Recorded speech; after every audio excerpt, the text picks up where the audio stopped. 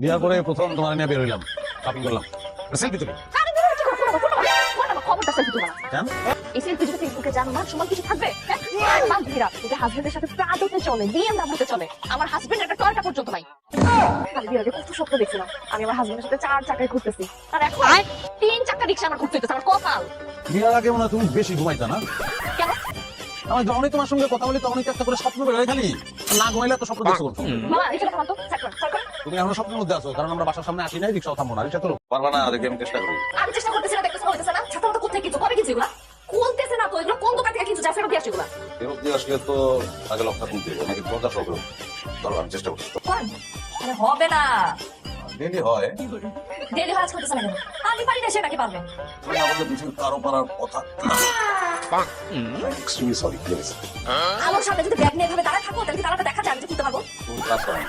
মানে তুমি স্বচ্ছ ভাবে যদি আলো এসে তালার উপরে পৌঁছে উঠলে আমি যদি কোনোদিন আমার জামাই 10 মিটার আশেপাশে তোমার দেখছি আমি কিন্তু ঝুড়ির মধ্যে দুরাসরা বাইতাদের নৌকা করে পাশে করে এই মহিলা আপনার কি মনে হয় আপনার স্বামী বিন না বাজালে এই নাগিন একা একা আসছে এখানে আপনি সামনে পিছনে না ছুটে যে বিন বাজাছে তাকে ধরে আপনি তো আমার বাড়ি বলবেন, ভুলভাল কথা বলে তো আপনার বিপদে বলতেছে। বিপদে ফেলতেছে তোর বাসা যে আমি ঝুলা বসকে ঝুলাবো তার আগে আমি এটা দেখা এই নাগিন করে যেটা বলছিস কিন্তু মাথাটা ঠিক আছে তো কিন্তু বিষ আমি নামায় ছাড়বো আমার সামনে আশেপাশে যদি দেখছি আমি কিন্তু নিজের তো মাথাটা ছিঁচে ফেলবো বলতেছি আর আমিও হাতটা এমন করে ধরে বুঝটা নি আয় থাকতে চাকরি বসে আছে আমার হাত পারলে তুই তুমি সবাই কিছু বলতে চাচ্ছিল আপনি আমাকে মারতেছেন আমার রাগটা আপনার উপর দিয়ে যাচ্ছে, আমি বলবো কেন?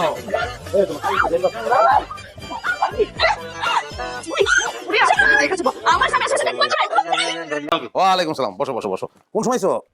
দুলো ভাই দুপুর বেলা আসছি, তো ভোর রাতে ফ্লাইট তো বিদেশ যেতেছি। ও তাই নাকি?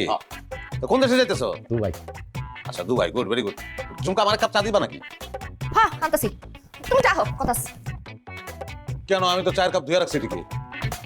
আচ্ছা আসতেছি আসতেছি, খাও। আমার একমাত্র কাজিন ভাই আমার খুব আদরের দোয়ানি তাইছে বিদেশ যাইতেছে না টাকা পয়সা কিন্তু দিয়ে দিব ব্যাপার দিতেছি, অসুবিধা নেই। 100 টাকা রাখো, ওনে গিয়া দুবাইতে চকলেট ফকলেট কিনা খাও। দুলো ভাই কি দিলেন? 500 টাকা। আপনি 500 টাকা রাখেন, এটা আপনি চকলেট খাই দুলো ভাই। 500 টাকা দিলা তুমি আমার ভাই তুমি 500 টাকা দিলা তুমি কি ফকিনি মনে করছ আমার ভাইরে হ্যাঁ 2000 টাকা খরচ করে এখানে আসছি কি 500 টাকার জন্য আরে ভাই রে, আমি তো একটা নোট বাইর করছি, আরো নোট বাইর করতাম, যাই হোক এখন কত দিতে হবে কও আমারে।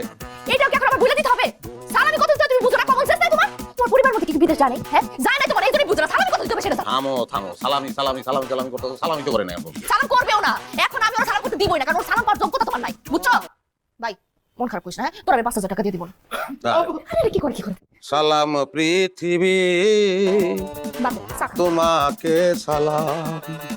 এই শার্টটা কিন্তু আপনারা যে কোনো অকেশনে পড়তে পারবেন খুব ভালো লাগবে স্ক্রিনশট নিয়ে কিন্তু আমাকে পাঠিয়ে দিতে হবে তাহলে কিন্তু আপনাদের কাছে পৌঁছে যাবে এর দাম খুবই কম মাত্র 2000 টাকা ঠিক আছে এখন আমরা একটু কমেন্টসে চলে যাই আপু আপনাকে খুব সুন্দর লাগছে থ্যাংক ইউ ভাইয়া থ্যাংক ইউ সো মাচ বসে ভালো লিখেছে আপু আপনার শাড়িটা থ্যাংক ইউ সো মাচ ভাই শুধু স্ক্রিনশট নিয়ে পাঠিয়ে দেন আমি কিন্তু পাঠিয়ে দিব আপনার বাসায় সুনীল লিখেছে আপু আপনার পিছনে তোয়ালা পরে কে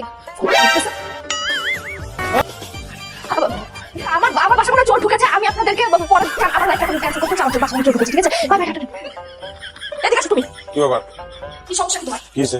সমস্যাটা তুমি কি করলে এটা আমি লাইভে ছিলাম তুমি লাইভের সামনে কথা বলতেছ না তুমি জানো না কি বলতেছ তোমার বলতেছ একটা বৃদ্ধ লোক কয়লা পরে আপনার পিছনে কি করে তুমি আমার মান সম্মান তুমি নষ্ট করতেছো আমি জানি তো তুমি ইচ্ছা করে করতেছো না এগুলা আমি একটু করে কেটে খাইতেছি তোমার সহ্য হইতেছে না আমার মান সম্মান সব নষ্ট করতেছো ইচ্ছা করে আমার রেপুটেশন নষ্ট করার চেষ্টা করতেছো শোনো এই যে আমার রেপুটেশন যদি তোমার জন্য একটু নষ্ট হয়েছে না আমি কিন্তু মানহানির মামলা করবো তোমার নামে আর তোমার জন্য যারা বিজনেসে লস হইতেছে এগুলো তো আমি করবই মানহানির মামলা তুমি করবা কেন? মানহানির মামলা আমি করবো তোমার নামে, চোর বলছো? ওই জায়গায় দাঁড়া গেলে আমি শুনছি, শুনি না আমি?